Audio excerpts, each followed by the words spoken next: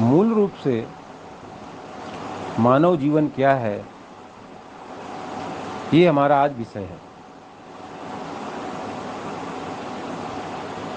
मानव जीवन को जान लेना और जानने के पश्चात उसी के अनुरूप कार्य करना, यह आपका लक्ष्य होना चाहिए। जैसा कि पीछे बताया गया कि ये जो संसार है ये जड़ चेतन से युक्त है। इसमें जड़ और चेतन उपस्थित हैं और इसकी प्रकृति कैसी है, इसकी प्रवृत्ति कैसी है, ये गुण और दोषमय है। यहाँ गुण भी है और दोष भी हैं। अब इस संसार में ये जो आपको जड़ पदार्थ दिख रहा है,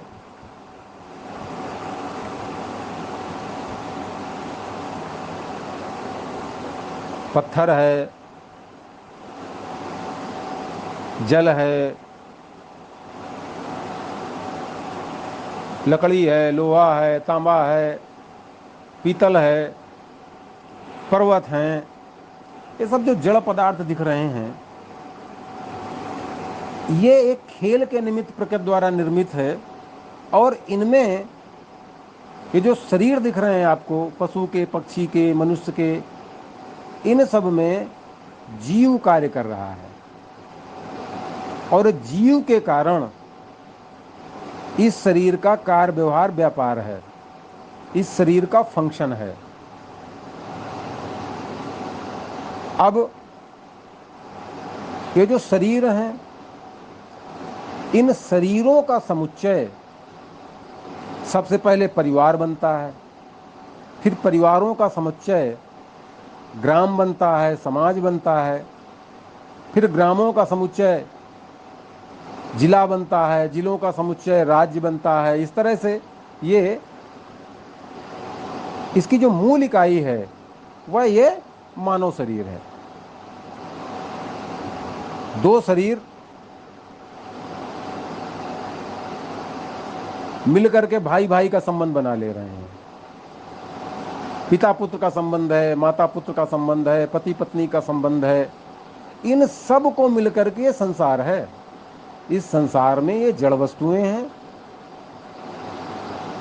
और इस संसार में जो ये जीव हैं, शरीर के माध्यम से कार्य कर रहा है, ये सब मिलकर के संसार है।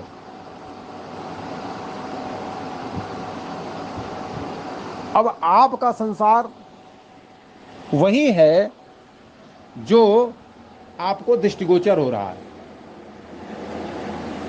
अब आप अगर पंजाब के किसी गांव में रह रहे हैं तो आपका संसार बहुत अधिक विस्तार को प्राप्त करेगा।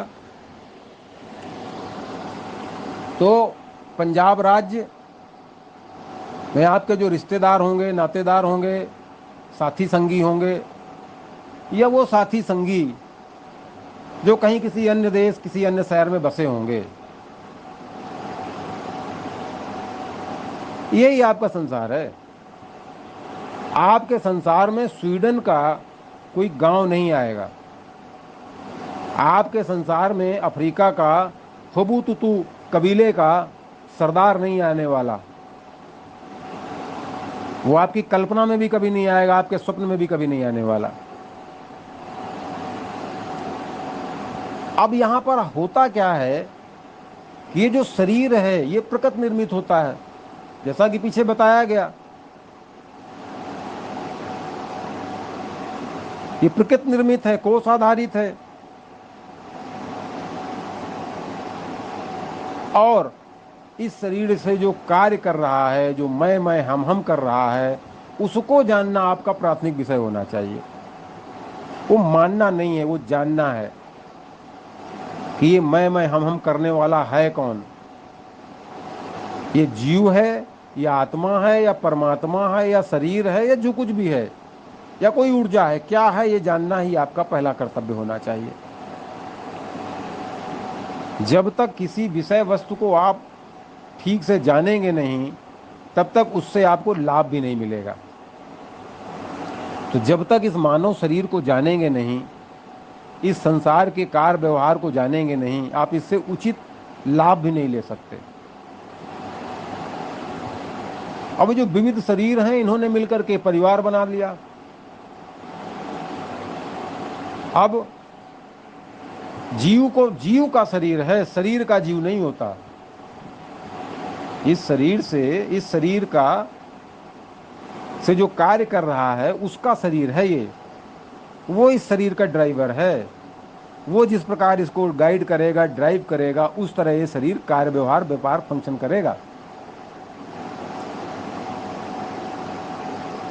अब एक शरीर अस्तित्व में आता है और उसका घर परिवार कैसे बनना शुरू होता है। माँ के गर्भ से जब ये शरीर बाहर आता है तो इसको बालकपन में इसका अभ्यास कराती है माँ कि मैं तेरी माँ हूँ। फिर पहचान कराती है ये तेरे पिता हैं,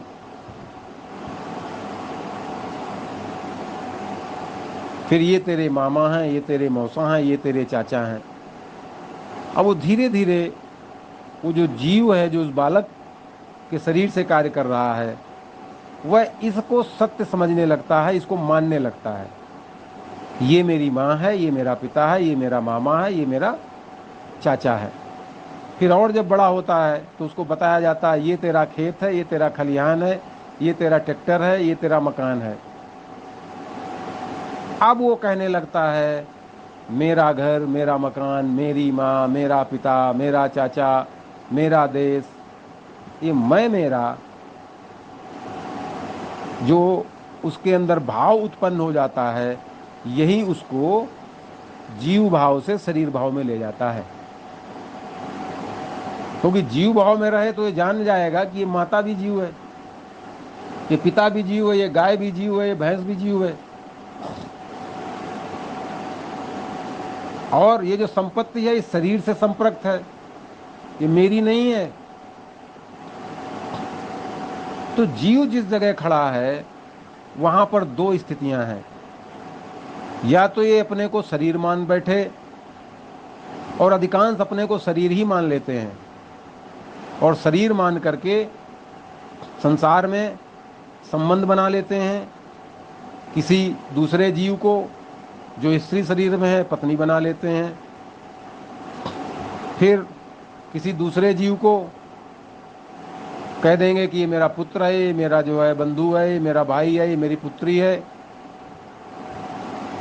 पूरा संबंध शरीर का, और इस प्रकार वो अपने को शरीर समझने लगते हैं।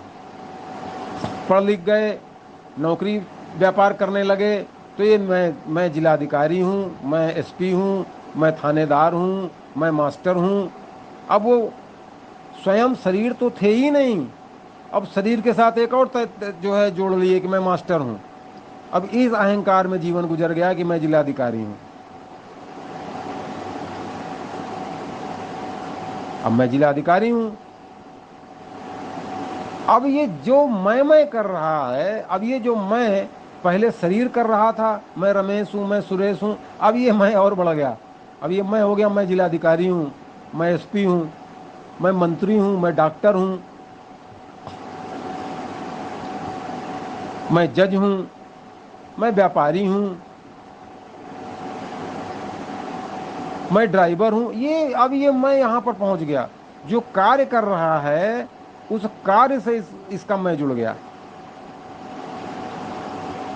जबकि वास्तव में आप ये शरीर ही नहीं है।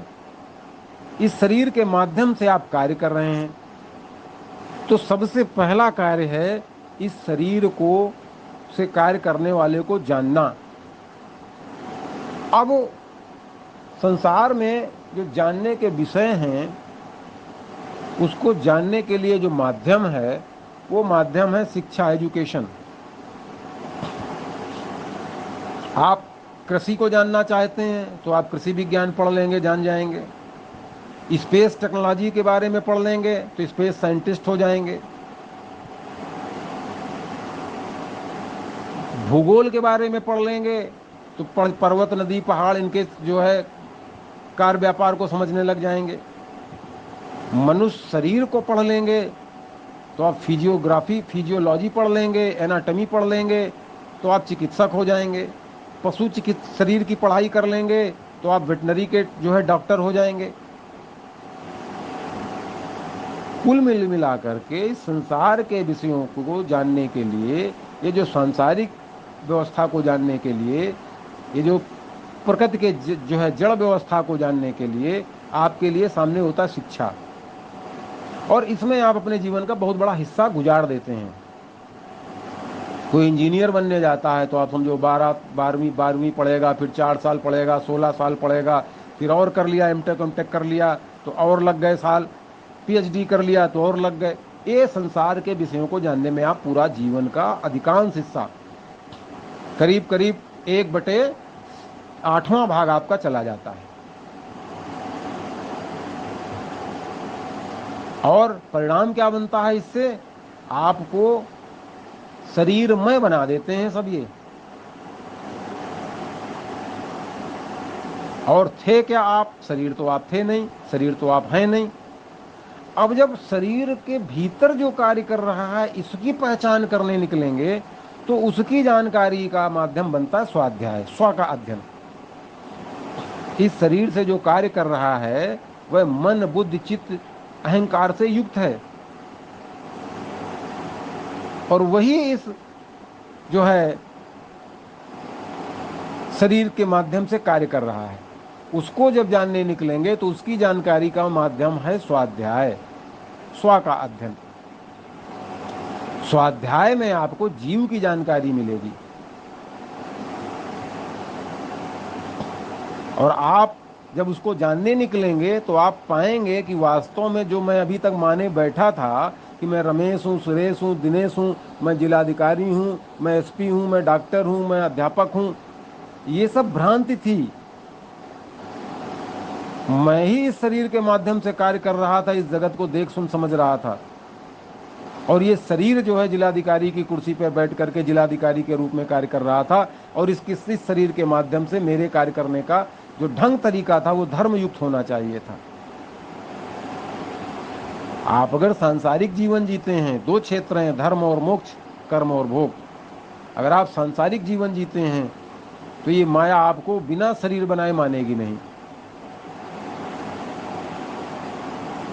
तो सांसारिक जीवन अगर आप जी रहे हैं तो वहां जीवन जीने का ढंग होना चाहिए धर्म। आप सत्य पर रहिए, सत्य बोलिए, सत्य का व्यवहार करिए, संयमित जीवन जिए, सदाचार का जीवन जिए। ये आपको सांसारिक जीवन में इस तरह से जीना चाहिए। झूठ, फरेब, छल से बचना चाहिए, असंयम से बचना चाहिए, कदाचार, दुराचार से बचना चाहिए। आपकी वाणी में, कार्य में, व्यापार में, व्यवहार में सत्य हो। प्रत्येक जीव चाहता है कि दूसरा उससे सत्य का व्यवहार करे। अगर कोई व्यापारी है वो तो चाहता है कि अगर हमने 2000 रुपया दिया है तो हमको सच का व्यवहार हमारे साथ किया जाए, हमको मिलावटी सामान न दिया जाए।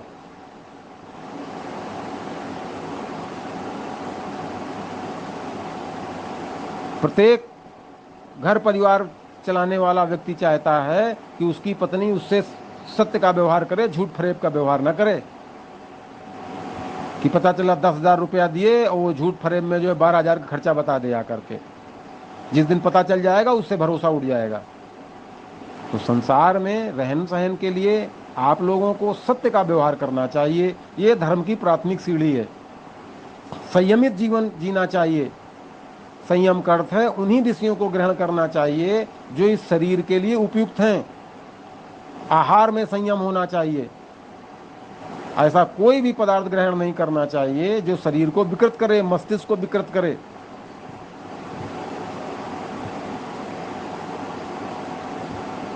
सदाचार का व्यवहार करना चाहिए। सद शब्द परमात्मा से संबंधित है। सदाचार का व्यवहार करिए। अगर चाहते हैं कि दूसरा व्यक्ति आपके साथ वैसा ही व्यवहार करे जिसे आप जो है अच्छा समझते हैं, तो आप भी उसके साथ वैसा ही व्यवहार करिए।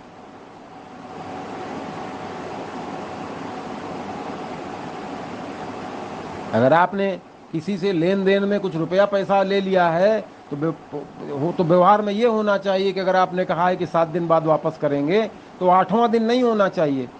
या तो 7 दिन में वापस करिए, नहीं तो उसको फ़ोन करके बताइए कि भैया हमारे पास अभी जो है आपको देने के लिए धन नहीं है, हम 15 दिन बाद दे पाएंगे।